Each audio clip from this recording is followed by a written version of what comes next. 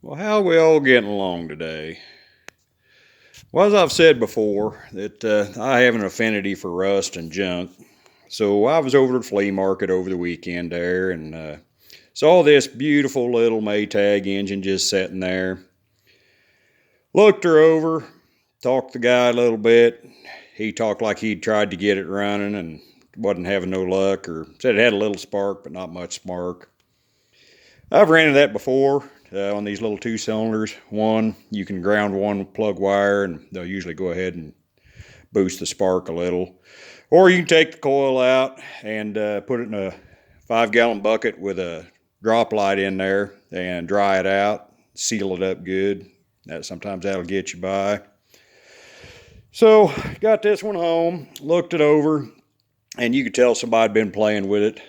Found out, I think the main problem why it wouldn't run originally was the carburetor was loose. Where the carburetor bolts in, there's a little tiny set screw down in there that holds that. So I'd say with as much air as it was sucking around there, it was no way it was going to start.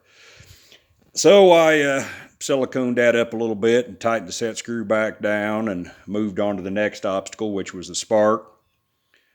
Didn't have any. Tried shorting one plug. That didn't help any. Plugs, pretty bad shape.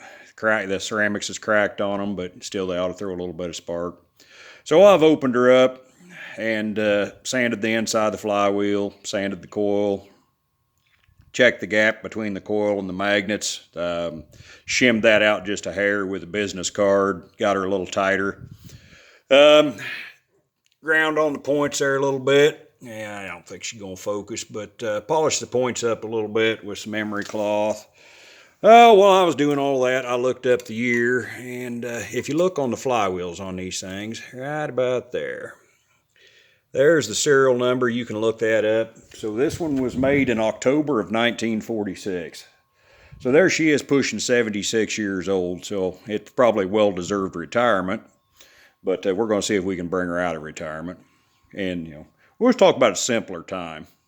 I still think it's a little bit simpler to do laundry today when you just push the button and turn the knob and the water comes on. And you can imagine using one of them old wringer washers. My granny still used one when I was a kid. Hers was electric, but you can imagine having to go out and kickstart the washing machine for your wife there. I can just imagine. Well, I'm going to pause this for a minute. We're going to stick this flywheel back on and see if we can get this bad dad to fire up. See y'all in a few.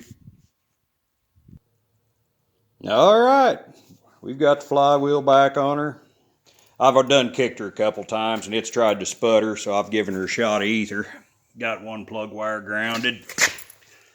Had the carburetor set a little bit rich.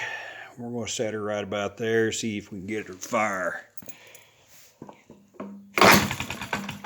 Oh, maybe. Oh.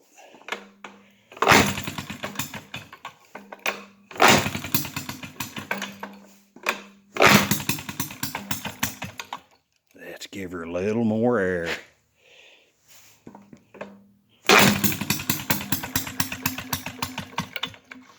Almost.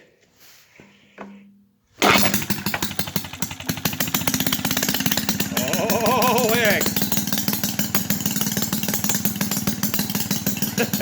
That sounds pretty sweet, as rough as she is.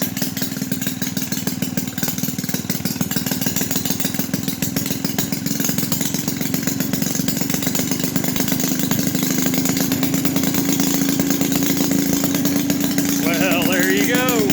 Look, she's got one of these decals on there.